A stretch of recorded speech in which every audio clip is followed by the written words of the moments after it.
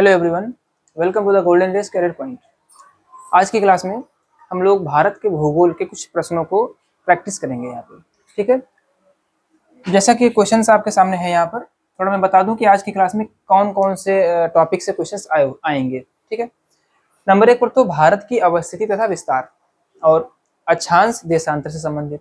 इसके अलावा जो भारत का नामकरण हुआ है, ठीक है, उसमें जो फैक्ट्स इंपॉर्टेंट है उनसे संबंधित क्वेश्चन है, और जो जल संधियां हैं, ठीक है, जो चैनल वगैरह हैं उनसे संबंधित क्वेश्चन है। तो क्या आज का टॉपिक क्या रहेगा हमारा? भारत की अवस्थिति तथा विस्तार। ठीक है, चलिए शुरू करते हैं। अच्छा, ये जो क्वेश्चन है ये हम लोग जो ऑफलाइन बैचेज में पढ़ रहे हैं कोचिंग में, ठीक है, जो टॉपिक चल रहा है उन्हीं में से हम लोग टॉपिक वाइज क्वेश्चन को प्रैक्टिस किया करेंगे। ठीक है, चलिए शुरू करते हैं। कुल प्रश्न यहाँ पर 25 हैं। ठीक, पहला क्वेश्चन, थोड़ा सा जूम कर लेते हैं इसको।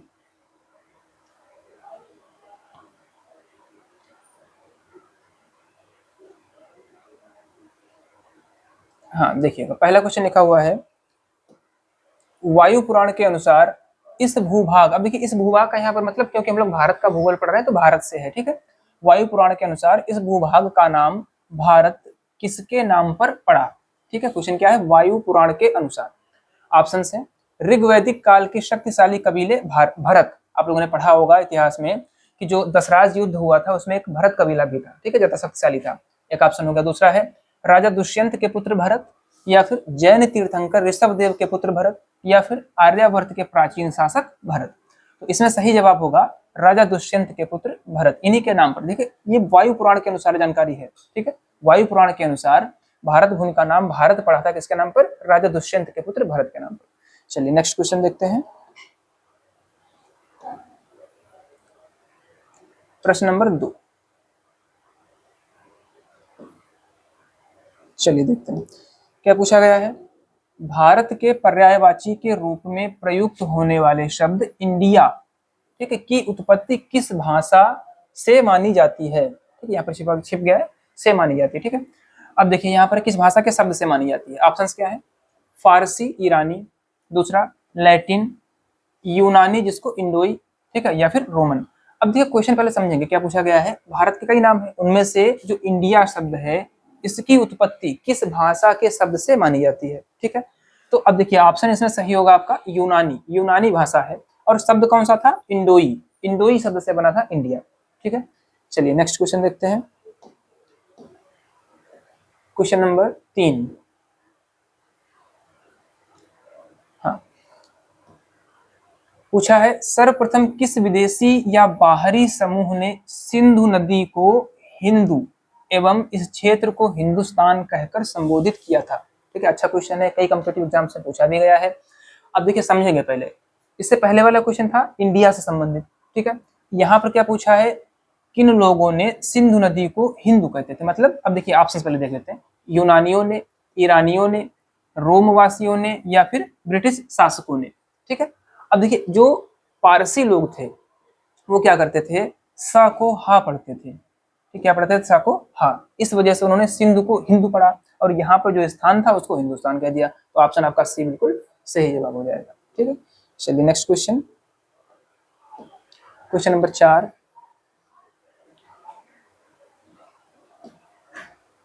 पूछा गया है। अब यहाँ से क्वेश्चंस जो है वो लॉन्गिट्यूड और लैटिट्यूड मतलब अक्षांश और देशांतर से संबंधित है। आप लोग इनसे परिचित होंगे। अक्षांश रेखाएं क्या होती हैं? पृथ्वी पर, तो थोड़ा खींच कर देख लेते हैं हम लोग। जैसे अगर हम लोग ग्लोब को देखेंगे तो जो पृथ्वी को 2 गोलार्धों में बांटती है क्या है? भूमध्य रेखा है। ठीक है, तो कहने का मतलब पश्चिम से पूरब की जो रेखाएं जाती हैं वो क्या कहलाती हैं? अक्षांश रेखाएं। और जो उत्तर से दक्षिण आती है वो क्या कहलाती हैं? देशांतर रेखाएं। ठीक है, क्या पूछा गया है? 2 अक्षांश रेखाओं मतलब लैटिट्यूड्स के बीच न्यूनतम या प्रमाणिक दूरी कितनी होती है और उसे किस नाम से जाना जाता है? ठीक है, अब देखिए अक्षांश रेखा जो ये हमारी भूमध्य रेखा होती है 0 डिग्री होती है, फिर 1-1 डिग्री के अंतर पर रेखाएं खिंची होती हैं। ठीक है, ऐसे करके 1-1 डिग्री पर खिंची रहती है। ठीक है, ऐसे यहाँ नीचे हो जाएंगे, 1-1 डिग्री पर खिंची रहती है।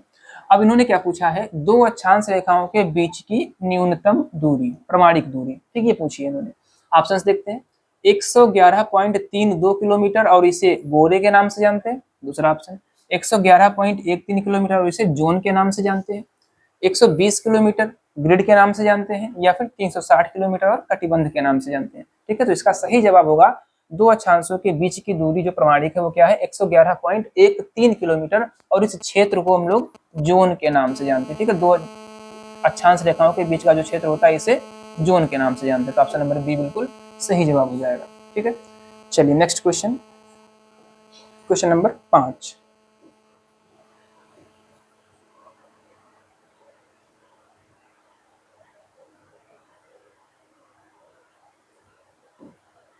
चलिए देखते हैं क्या पूछा गया है इसमें।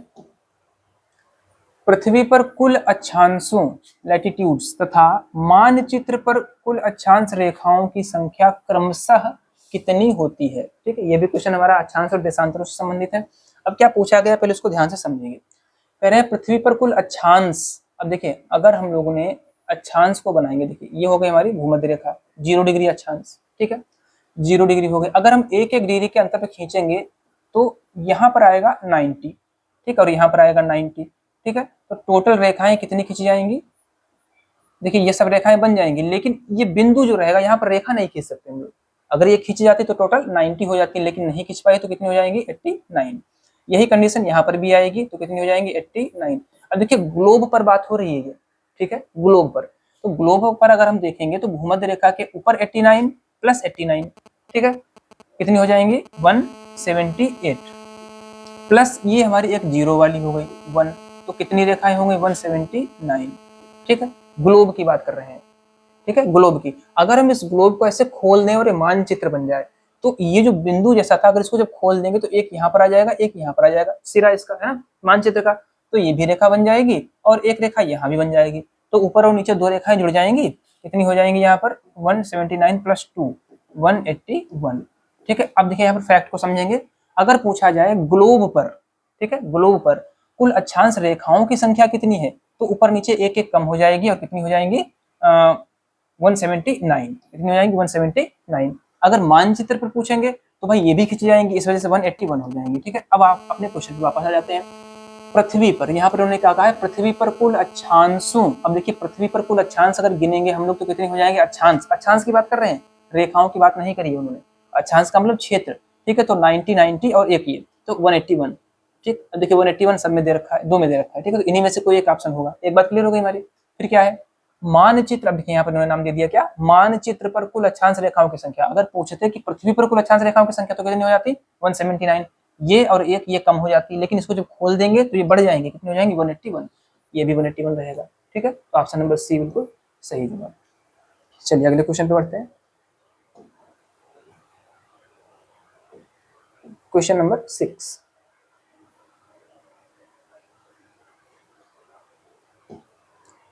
पूछा गया है निम्नलिखित में से कौन सा देश कर्क रेखा, ठीक है, कितना है 23.5 डिग्री उत्तरी अक्षांश पर स्थित नहीं है।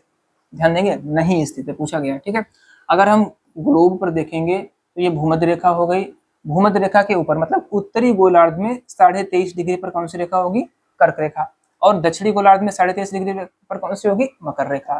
ठीक है, ये मकर हो गई और ये कर्क रेखा हो गई।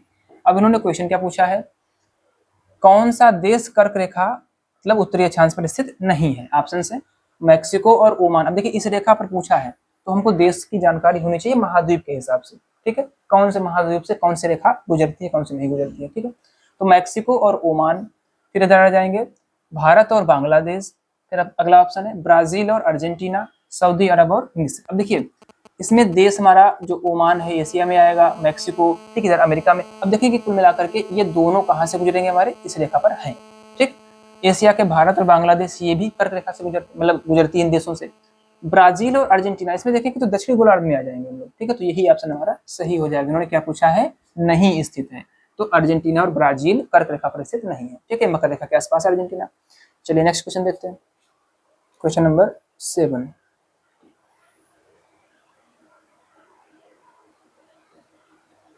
ठीक है भाई, क्वेश्चन नंबर 7 में क्या है, भारत के कुल कितने राज्यों से होकर कर्क रेखा गुजरती है। फिर से कर्क रेखा से क्वेश्चन पूछा गया। ठीक है, अब की बार सिर्फ भारत में पूछा गया है, कर्क रेखा भारत के कितने राज्यों से होकर गुजरती है। पश्चिम से पूर्व के क्रम को ध्यान में रखते हुए सही उत्तर चुने। ठीक है, अब चाहे पश्चिम से पूर्व चला जाए चाहे पूर्व से पश्चिम, कुल मिलाकर के छूटना नहीं चाहिए। भारत के सभी राज्य को पता होने चाहिए कितने गुजरते हैं। ठीक है, तो ऑप्शन में क्या है 7 राज्य हैं, 8 हैं, 9 है और 6 है। ठीक है, तो इसका सही आप समझ जाएगा 8 राज्य।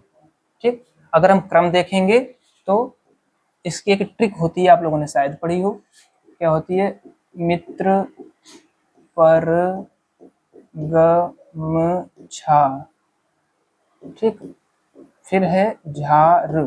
ठीक है, अब देखेंगे मी से क्या हो जाएगा, मिजोरम, त्र से त्रिपुरा, प से पश्चिम बंगाल, ठीक है, र से राजस्थान, ग से गुजरात, म से मध्य प्रदेश, ठीक है, मध्य प्रदेश, और छ से छत्तीसगढ़। ठीक है, झा से झारखंड, और कितने हो गए, 1 2 3 4 5 6 7 8, 8 हो गए। ठीक है, तो यहाँ पर एक ये छोड़ देंगे। ठीक, या तो इसको एक साथ लिख लेंगे पर, तब सही हो जाएगा। ठीक, कुल मिला करके ये ट्रिक से आप याद रख सकते हैं। ठीक है, 1 2 3 4 5 6 7 8, तो टोटल राज्य कितने हो गए, 8। कौन सी रेखा की बात कर रहे हैं, कर्क रेखा की। ठीक है, अगर हम ग्लोब पर देखना चाहेंगे तो ये हमारी 0 डिग्री वाली हो गई, ये जो गुजरती है कर्क रेखा। ठीक है, भारत के इन राज्यों से गुजरती है। ठीक है, चलिए next question, question number 8। Question number 8 में क्या पूछा है, विश्व की कौन सी नदी भूमध्य रेखा या फिर विषुवत रेखा या फिर 0 डिग्री अक्षांश रेखा को 2 बार काटती है या पार करती है। ऑप्शन है महानदी, लिम्पोपो नदी, कांगो या जायरे नदी, और अमेजन नदी। ठीक है, अब देखिए इसके लिए भी जो हमारे 3 मुख्य अक्षांश रेखाएं हैं, कौन कौन सी, एक हो गई विषुवत, एक हो गई कर्क, और एक हो गई मकर। ठीक है, इन तीनों रेखाओं को नदियां हैं जो 2 बार पार करती हैं। इसके लिए एक ट्रिक है, माँ काली। ठीक है, क्रम हमारा क्या रहेगा, कर्क रहेगा, फिर विषुवत रहेगा, फिर ऊपर से नीचे की ओर है। ठीक है, माँ से महानदी, का से कांगो या जायरे, ठीक है, कांगो नदी, और ला से लिम्पोपो, लिम्पोपो। ठीक, अब देखेंगे सबसे पहला किसके लिए था, ये कर्क के लिए, क्योंकि ऊपर सबसे कौन सी कर्क रेखा, उसके बाद में भूमध्य रेखा, उसके बाद में मकर रेखा। यहाँ पर किसके लिए पूछा है इन्होंने, भूमध्य रेखा के लिए कौन सी आ रही है, कांगो या जायरे। ऑप्शन नंबर सी बिल्कुल सही जवाब। ठीक है, चलिए नेक्स्ट, क्वेश्चन नंबर 9। हाँ, क्वेश्चन नंबर 9 में क्या पूछा है, 2 देशांतर रेखाओं लॉन्गिट्यूड्स के बीच सर्वाधिक दूरी कहाँ होती है और कितनी होती है। ठीक है, अब देखेंगे जरा थोड़ा यहाँ पर फैक्ट समझेंगे। अगर ग्लोब पर आप देखेंगे तो यहाँ से, ठीक, रेखाएं ऐसे खींची हुई हैं 1-1 डिग्री के अंतर पर। ठीक है, 1-1 डिग्री के अंतर पर धरती पर खींची हुई है, तो इनको क्या बोलते हैं हम लोग, इनको बोलते हैं देशांतर रेखाएं। ठीक है, इनको बोलेंगे देशांतर रेखाएं। अब एक बात देखेंगे जरा यहाँ पे गौर करके, अगर हम मान लीजिए इन 2 रेखाओं को देखें, ठीक है, ये वाली रेखा, थोड़ा सा कलर चेंज कर लें भाई। हाँ, अगर हम ये वाली रेखा देखें, ठीक है, और एक ये रेखा देखें, ठीक है, तो सभी देशांतर रेखा है। अच्छा, संख्या कितनी होगी इसकी, क्योंकि हम लोग 1-1 डिग्री पे खींच रहे हैं, तो अगर हम पूरा गोला बना देंगे तो कितनी हो जाएंगी, 360। तो कुल देशांतर रेखाएं कितनी है, 360 है। ठीक है, 1-1 डिग्री के अंतर पर। अब हम जो फैक्ट बता रहे हैं देखिएगा, ये रेखा हो गई, एक ये रेखा हो गई। अगर हम ये दूरी देखें, ये दूरी देखें, ये वाली, ठीक, ये दूरी, अब देखिए ये दूरियां क्या बिल्कुल समान दिख रही हैं, नहीं दिख रही है। इसका मतलब देशांतर, 2 देशांतर रेखाओं के बीच हर जगह पर दूरी समान नहीं होती है। ठीक है, अच्छा, जब समान नहीं होती है तो भाई कहीं पर तो ज्यादा होगी। क्वेश्चन क्या पूछा है, 2 देशांतर रेखाओं के बीच सर्वाधिक दूरी। अब यहाँ पर थोड़ा लॉजिक लगा सकते हैं, अगर हम पृथ्वी को ऐसे आधा आधा बांट दें, ठीक, तो ये जो रेखा है भूमध्य रेखा है। अब भूमध्य रेखा के ऊपर जाएंगे तब भी भाई पृथ्वी का साइज कम होगा, इधर जाएंगे तब भी कम होगा, लेकिन यहाँ पर जो देशांतर रेखाएं होंगी इनके बीच दूरी सर्वाधिक होगी। ठीक है, तो ऑप्शन मिल गया अपना। ध्रुवों पर बिल्कुल नहीं, ध्रुवों पर तो भाई बिल्कुल 0 ही होगा। ठीक है, ध्रुव हो गए।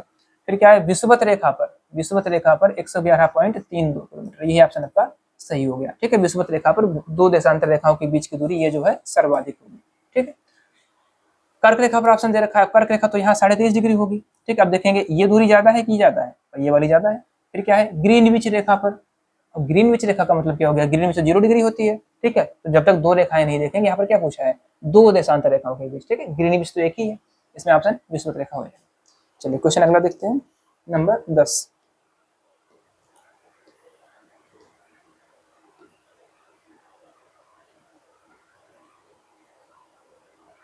क्वेश्चन नंबर 10 में क्या पूछा है, पृथ्वी को 1 डिग्री देशांतर की दूरी तय करने, ठीक है, जिसको क्या बोलेंगे, घूर्णन, हाँ बिल्कुल अपनी जगह पे घूमेंगे, ठीक है, करने में कितना समय लगता है। पृथ्वी को 1 देशांतर की दूरी तय करने में कितना समय लगता है। क्वेश्चन को समझेंगे।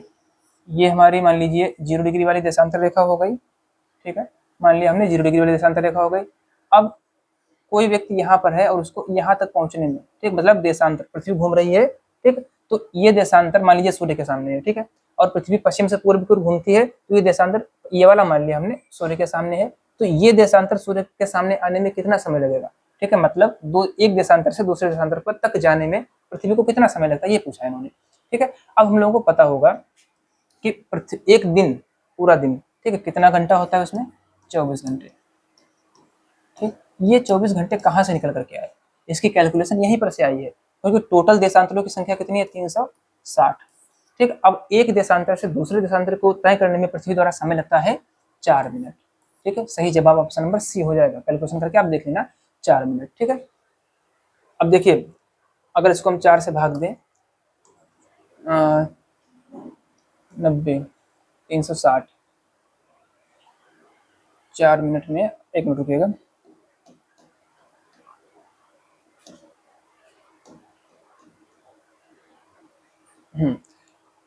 पूरा क्लियर कर लेते हैं। अब देखिए थोड़ा समझते हैं, टोटल देशांतर कितने हैं, 360, ठीक।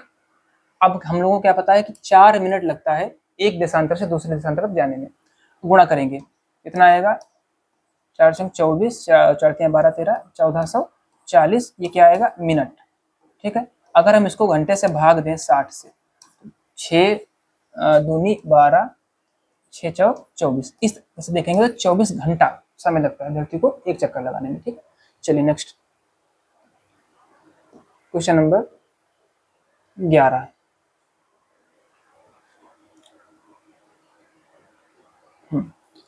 क्या पूछा गया है, 0 डिग्री देशांतर जिसे कि प्रधान याम्योत्तर रेखा भी कहते हैं, ठीक है, और 0 डिग्री अक्षांश जिसे भूमध्य रेखा, विषुवत रेखा भी कहते हैं, ठीक है, एक दूसरे को किस महासागर या खाड़ी में काटते हैं। क्वेश्चन समझिएगा, क्वेश्चन समझिएगा, ये 0 डिग्री वाली रेखा हो गई हमारी अक्षांश, ठीक है, 0 डिग्री अक्षांश रेखा या भूमध्य रेखा, और किसे पूछा है इन्होंने, 0 डिग्री देशांतर या फिर प्रधान याम्योत्तर रेखा, जिसको कि जीएमटी बोलते हैं, ठीक है, कहाँ से गुजरती है, लंदन के ग्रीनविच शहर से, ये मान लिया ये वाली है, ठीक है।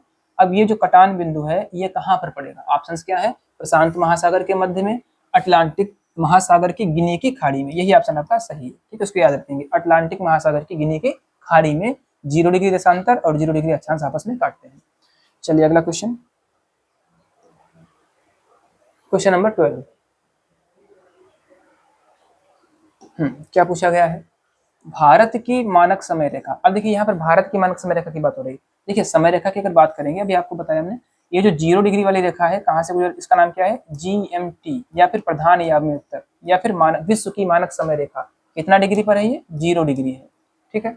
अब 0 डिग्री से अगर हम इधर बढ़ेंगे, ठीक है, तो पूरब का है, पूर्व की ओर बढ़ेंगे, और इधर जाएंगे तो पश्चिम, ठीक है। अब पूरे विश्व के समय को डिसाइड करने के लिए, क्योंकि देखिए अगर हम रेखाओं को खींचेंगे और आपसे पूछा जाए भैया कौन सी पहली रेखा है, कौन सी 360 नंबर वाली रेखा है, ठीक है, तो इसमें डिसाइड थोड़ी ना हो पाएगा ऐसे, ठीक है।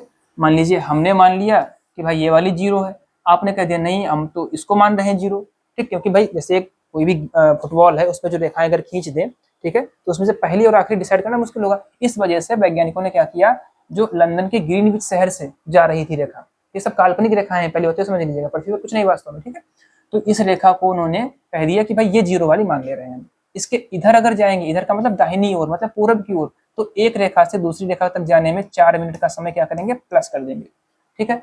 और इसके अगर पश्चिम में जाएंगे, मतलब बाईं ओर जाएंगे, तो 4 मिनट माइनस कर देंगे। कहने का मतलब 0 डिग्री रेखा पर अगर 12 बज रहा है, ठीक है, दिन का दोपहर का 12 बज रहा है, तो 1 डिग्री पर कितना हो जाएगा, 12:04 PM, ठीक है।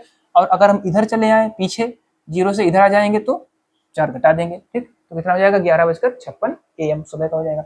इस तरीके से समय डिसाइड करने के लिए काल्पनिक रेखा खींची गई थी देशांतर वाली। ठीक है, अब यहाँ पर क्या पूछा है भारत की। अब देखिए भारत भी क्योंकि एक छोटा सा देश तो है नहीं कि एक दो रेखाएं गुजरती हूँ।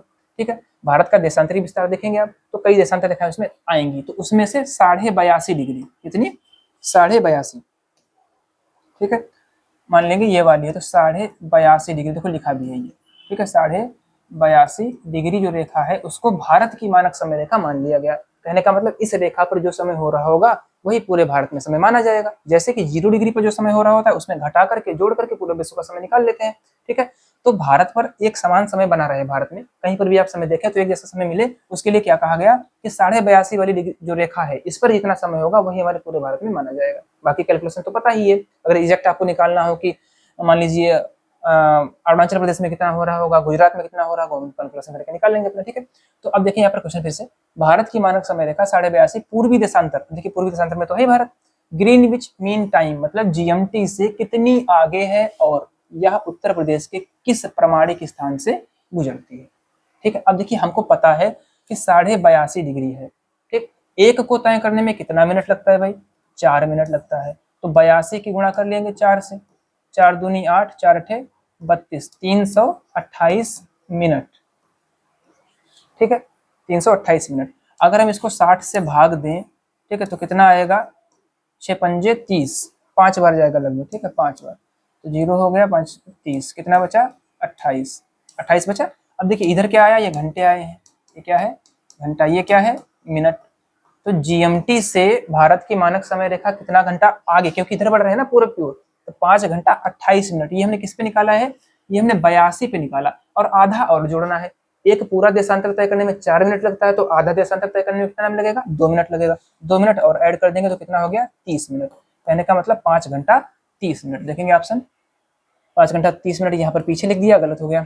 5 घंटा 30 मिनट आगे कहाँ से गुजरती है, प्रयागराज मिर्जापुर। ठीक, नैनी भी लिखा मिलता है, क्या नैनी, ये भी लिखा मिलता है, लेकिन NCERT में मिर्जापुर मिलता है। ठीक है, तो ऑप्शन नंबर बी सही जवाब हो जाएगा। GMT से भारत का मानक समय कितना आगे है, 5 घंटा 30 मिनट आगे है, क्योंकि पूरब में पड़ता है, दाहिनी ओर बढ़ेंगे हम लोग। चलिए अगला क्वेश्चन देखते हैं, क्वेश्चन नंबर 13। भारत की मानक समय रेखा 82.5 भारत के कुल कितने राज्यों से गुजरती है, बहुत अच्छा क्वेश्चन है।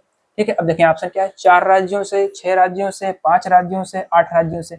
अब देखिए हम लोग को पता है कहाँ से जाती है देशांतर, ये गुजरती है मिर्जापुर से, तो उत्तर प्रदेश तो आ ही गया इसमें, है ना, यूपी तो आ ही गया। ठीक है, MP भी आएगा, उड़ीसा आएगा, छत्तीसगढ़ आएगा, ठीक, छत्तीसगढ़ आएगा और पश्चिम बंगाल। तो ये कितने हो गए, 1 2 3 4 5 राज्य हो गए। ठीक, 5 राज्यों से होकर के गुजरती है। चलिए next, question number 14। Question number 14 numerical आधारित प्रश्न। अब देखिए सवाल दिया गया है इसमें, क्या कहा गया, यदि 0 डिग्री देशांतर पर दोपहर के 12 बज रहे हो तो 46 डिग्री पूर्वी देशांतर पर क्या समय हो रहा होगा। ठीक है, अभी हमने पूरी बात समझाई आपको, बना लेते हैं। इन्होंने क्या कहा, 0 डिग्री देशांतर, इसको हमने 0 मान लिया। ठीक है, 0 डिग्री देशांतर पर कितना बज रहा है, 12। कब के 12 बज रहे हैं भाई, दोपहर के। ठीक है, तो दोपहर के 12 बजेंगे तो क्या हो जाएगा, ये PM हो जाएगा। ठीक, इसके आगे PM जुड़ने लगेगा। अच्छा, तो क्या कहा, 46 डिग्री पूर्वी देशांतर। अब पूर्वी इधर बढ़ेंगे ना, तो मान लिया हमने कि ये वाली हमारी 46 डिग्री पूर्वी देशांतर है। ठीक, पर कितना समय हो रहा होगा। अब ये देखिए, ये 0 डिग्री से 46 डिग्री के बीच में कितने देशांतर पार करने पड़ेंगे, 46। सीधी सी बात है, 0 से 46 से जाने में 46 देशांतर। एक देशांतर पार करने में कितना समय लगता है, 4 मिनट। तो इनको पार करने में कितना लगेगा, 4 से गुणा कर देंगे, 4 से 24, 4 से 16, 17, 18, 184 मिनट।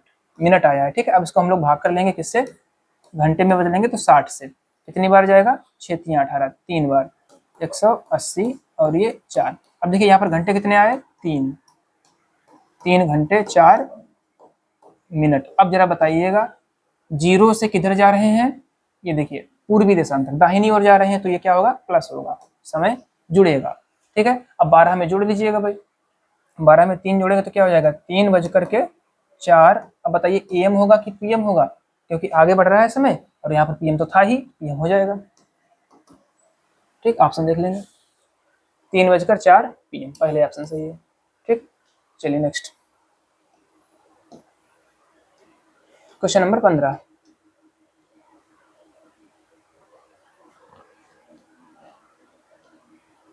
चलिए देखिए क्वेश्चन नंबर 15 में क्या पूछा गया है।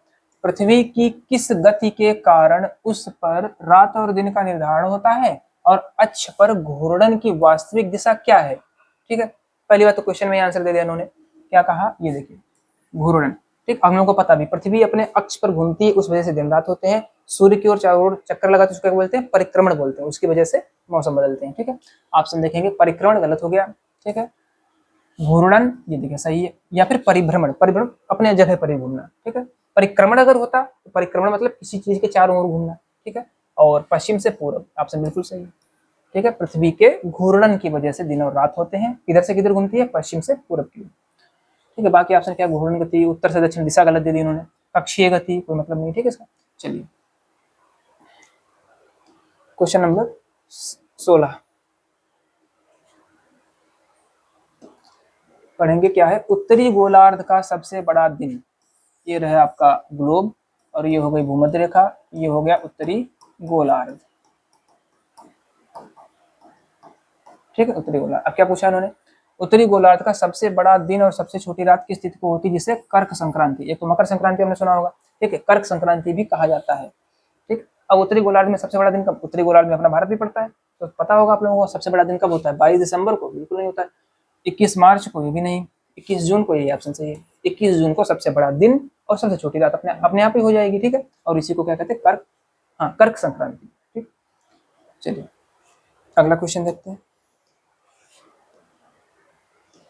Question number 17।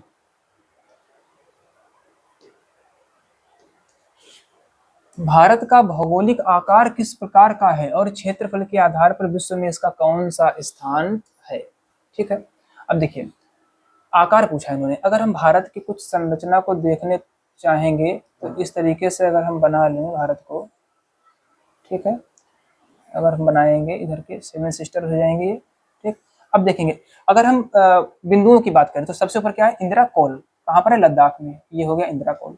ठीक है, अगर हम पश्चिम बिंदु की बात करें तो कहाँ पर है, गुजरात में ग्वारमा था। ठीक है, या फिर गौरमोती कहते हैं इसको। इधर क्या है, अरुणाचल प्रदेश में किबधू।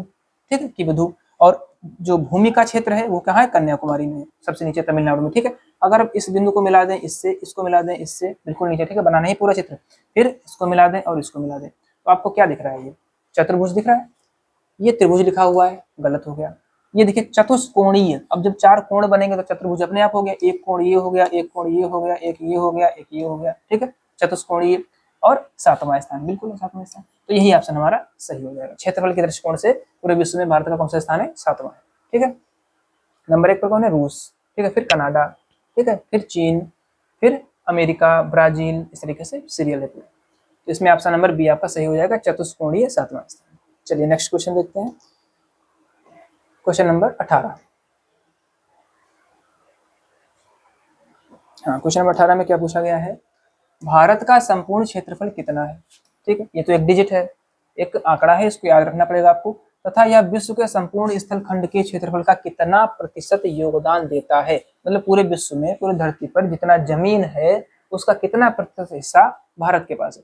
ऑप्शन 32,87,32,87,263 वर्ग किलोमीटर, 32,14,000, नहीं भाई 32,38,37 नहीं, पहला ऑप्शन सही हो जाएगा। ठीक है, 32,87,263 वर्ग किलोमीटर, और ये जो है पूरे विश्व का 2.43 स्थल का हिस्सा है। ठीक, स्थल की बात हो रही है। चलिए नेक्स्ट क्वेश्चन देखते हैं। Question number 19।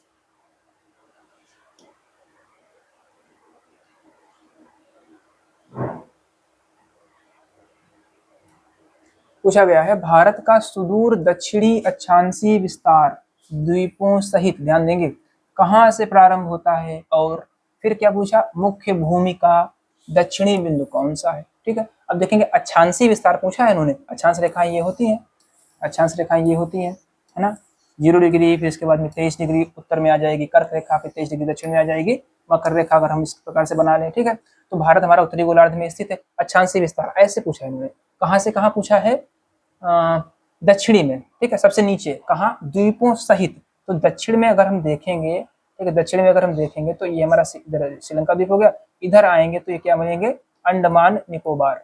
ठीक है, अंडमान निकोबार और ग्रेट निकोबार ग्रेट निकोबार में नहीं, अंडमान से देखिए इनमें से किसी में है क्या, इंदिरा पॉइंट, थोड़ा सा यहाँ पर कंफ्यूजन हो गया है, इंदिरा पॉइंट,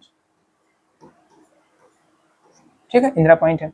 तो अगर हम द्वीपों सहित बात करें तो दक्षिणतम बिंदु कौन सा हो गया, इंदिरा पॉइंट, ठीक। अगर हम मुख्य भूमि की बात करें तो क्या हो जाएगा, कन्याकुमारी। अब इन्होंने पूछ दिया है कि कौन सा अक्षांश गुजरता है, ठीक है, थोड़ा सा इसको नीचे बढ़ाएंगे, जो इंदिरा पॉइंट है वो पहले बढ़ जाता है, फिर ऊपर बढ़ेंगे तब हमारा ये कन्याकुमारी का मतलब मुख्य भूमि का अक्षांश पड़ेगा।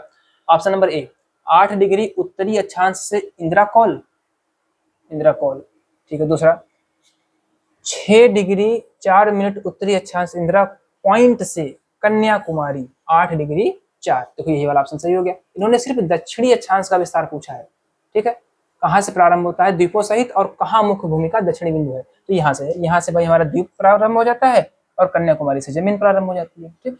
बाकी ऑप्शन पढ़ने की जरूरत भी नहीं है, क्योंकि कि बिंदु तो किधर पड़ेगा, ये कि बिंदु हमारा पड़ेगा अरुणाचल में, हाँ अरुणाचल प्रदेश में, ठीक है, और 68 डिग्री पूर्वी देशांतर गौहर माथा पड़ेगा गुजरात में, ठीक है, उनसे कोई लेना देना नहीं है। चलिए नेक्स्ट क्वेश्चन देखते हैं, question number 20, question number 20, Bharat का उत्तर से दक्षिण तक कुल विस्तार कितने किलोमीटर तथा पूर्व से पश्चिम तक की चौड़ाई कितनी है, ठीक। ये हमारा भारत हो गया, मान लिया हमने, ठीक है, इसमें ये लंबाई पूछी है और ये चौड़ाई पूछी है। ऑप्शंस 2933 किलोमीटर तथा 3214 किलोमीटर। अब देखिए पहले कौन सा पूछा है, उत्तर से दक्षिण, तो पहले हम लोगों को ये बताना है, ठीक है, ये दूरी ज्यादा होगी, ये दूरी कम होगी, इसमें कम दे रखी, पहले ऑप्शन गलत हो गया। फिर 3214 किलोमीटर तथा 2933 किलोमीटर, ये ऑप्शन सही है आपका बी, ठीक है। यहाँ पर देखेंगे तो 3214 ये ज्यादा दे रखे उन्होंने, फिर 7500 ये, ठीक, इतना है नहीं, तो ऑप्शन नंबर बी है, 3214 किलोमीटर उत्तर से दक्षिण है और 2933 किलोमीटर पूर्व से पश्चिम या फिर पश्चिम से पूर्व, ठीक है। नेक्स्ट क्वेश्चन नंबर 21,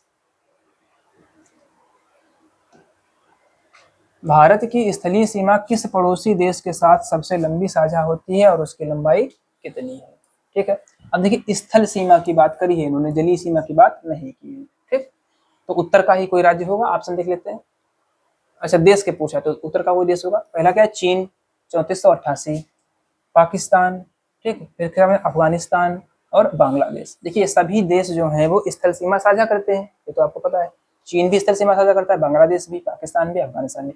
अब इसके साथ इन्होंने क्या जोड़ दिया है, सबसे लंबी सीमा रेखा। अब देखिए यहाँ तो क्वेश्चन में आंसर दे रखा है 3488 किलोमीटर, 3325 किलोमीटर, 4096.7 किलोमीटर और 106 किलोमीटर। सबसे छोटी कौन सी है, अफगानिस्तान। यहाँ पे देखिए एक और आपको पॉइंट मिल गया, सबसे छोटी सीमा रेखा किसकी है, अफगानिस्तान के साथ साझा करता है भारत, और सबसे लंबी स्थल सीमा बांग्लादेश के साथ में। चलिए नेक्स्ट क्वेश्चन, क्वेश्चन नंबर 22, देखिए क्या पूछा गया है, भारत और चीन के बीच, भारत और चीन के बीच सीमा रेखा को किस नाम से जाना जाता है, और भारत और अफगानिस्तान के बीच, ठीक है। तो यहाँ पर दो देशों के बीच सीमा रेखाएं पूछी गई, एक तो पूछी गई भारत और चीन और एक पूछी गई भारत और अफगानिस्तान, ठीक है। ऑप्शंस में रेड क्लिफ रेखा तथा डूरंड रेखा, मैकमोहन रेखा तथा डूरंड रेखा, शून्य रेखा तथा इंडो बर्मा बैरियर, मैकमोहन रेखा तथा रेड क्लिफ रेखा। अब देखिए यहाँ पर अगर आपको एक भी पता है तब आसानी से निशान लगा सकते हैं। देखिए भारत और चीन के बीच हमको पता है कौन सी, मैकमोहन रेखा। अब मैकमोहन किसमें है, देखिए एक ऑप्शन तो ये दे रखा है, एक ये दे रखा है, ठीक है। दूसरा देश क्या पूछा, अफगानिस्तान, ठीक। अफगानिस्तान देखिए रेड क्लिफ जो है वो पाकिस्तान के बीच में है, अफगानिस्तान के बीच कौन सी हो जाएगी, डूरंड रेखा, ऑप्शन नंबर बी। अगला क्वेश्चन देखते हैं, क्वेश्चन नंबर 23,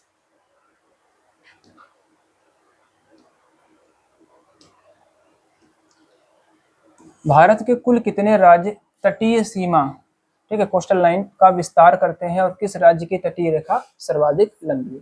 अब की बार इन्होंने स्थल नहीं क्या पूछा है, जलीय वाले पूछे हैं। ऑप्शन 7 राज्य और तमिलनाडु, 9 राज्य और गुजरात, ठीक है, कितनी है 2340.6 किलोमीटर, और 9 राज्य आंध्र प्रदेश, 5 राज्य गोवा। अब देखिए क्वेश्चन फिर से पढ़ लेते हैं, भारत के कुल कितने राज्य, पहले तो ये बताना है कि संख्या कितनी है, ठीक है, और किस राज्य की तटीय रेखा सबसे लंबी है। तो इसमें ऑप्शन नंबर बी सही हो जाएगा, 9 राज्य जो हैं वो भारत की तटीय सीमा रेखा का विस्तार करते हैं और गुजरात की तटीय रेखा सबसे लंबी है, कितनी 2340.6 किलोमीटर, ठीक है, याद रखेंगे इसको। चलिए नेक्स्ट क्वेश्चन, क्वेश्चन नंबर 24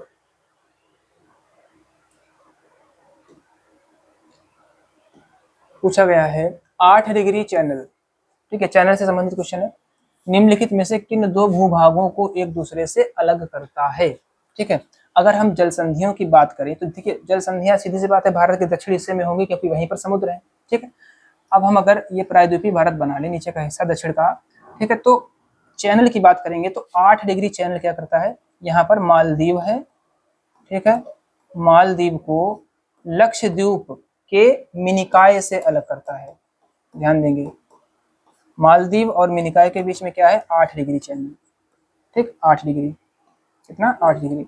और 9 डिग्री चैनल कहाँ होगा, मिनिकाय और लक्षद्वीप के बीच में, मिनिकाय और लक्षद्वीप के बीच कौन सा होगा 9 डिग्री चैनल, ठीक है। 10 डिग्री चैनल कहाँ होगा, ग्रेट निकोबार और अंडमान के बीच में 10 डिग्री चैनल होगा, ठीक, 10 डिग्री। और श्रीलंका और भारत के बीच में क्या है, ये पाक जल संधि है, ठीक है, पाक जल संधि, तो पाक जल संधि, ठीक है। ये कुछ फैक्ट्स हैं। अब क्वेश्चन पढ़ लेते हैं। 8 डिग्री चैनल निम्नलिखित में से किन दो भूभागों को एक दूसरे से अलग करता है। पहला ऑप्शन मिनिकाय को लक्षद्वीप से, अभी देखो आपने लिखा मिनिकाय को लक्षद्वीप से कितना करेगा 9 डिग्री, ये गलत हो गया।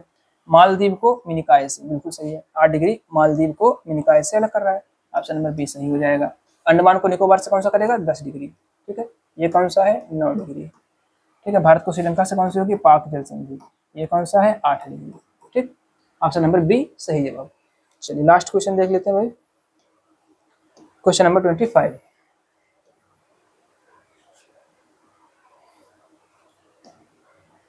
डंकन पास भौगोलिक रूप से किन दो द्वीपों के मध्य स्थित है और उन्हें अलग करता है, ठीक है। ऑप्शन देखेंगे कार निकोबार को लघु निकोबार से, म्यांमार कोको द्वीप को उत्तरी अंडमान से, या दक्षिणी अंडमान को लघु अंडमान से, मुख्य भूमि भारत को श्रीलंका से। ये तो अभी पढ़ चुके हैं, मुख्य भूमि भारत को श्रीलंका से कौन अलग करता है पाक जल संधि, ठीक है, तो होगा नहीं, गलत है, ठीक। ये कोको जल संधि है, ये भी गलत है। कार निकोबार को लघु निकोबार से या फिर दक्षिणी अंडमान को लघु निकोबार से, ये यहाँ पर सही, सी वाला सही है, ठीक है, दक्षिणी अंडमान को लघु अंडमान से अलग करता है। चलिए तो इस तरीके से हम लोगों ने आज 25 क्वेश्चन देखे हैं, ठीक है। टॉपिक हमारा क्या था, भारत की अवस्थिति तथा विस्तार, पहला टॉपिक क्या था भारत की अवस्थिति तथा विस्तार। इसके बाद में देशांतर और अक्षांश से संबंधित क्वेश्चन थे, फिर भारत के नामकरण से संबंधित क्वेश्चन थे, और लास्ट में जल संधि, ठीक, जल संधि और चैनल से संबंधित क्वेश्चन। तो ये हम लोगों ने आज टॉपिक कवर कर लिए 25 क्वेश्चन, ठीक है। अगली क्लास में हम लोग अगले जो टॉपिक रहेंगे, जैसे कि जो हमारा भारत की भौगोलिक संरचना है जिसमें कि प्लेटें वगैरह होती हैं, ठीक है, 6 प्रकार की प्लेटें हैं, 8 प्रकार की, इसमें आर्कियन है, ठीक है, और धारवर्तन की चट्टानें हैं, इन पर आधारित जो प्रश्न होंगे अगली क्लास में पढ़ेंगे हम लोग, ठीक है। तब तक बने रहिए गोल्डन स्क्वायर पॉइंट के साथ। Thank you very much.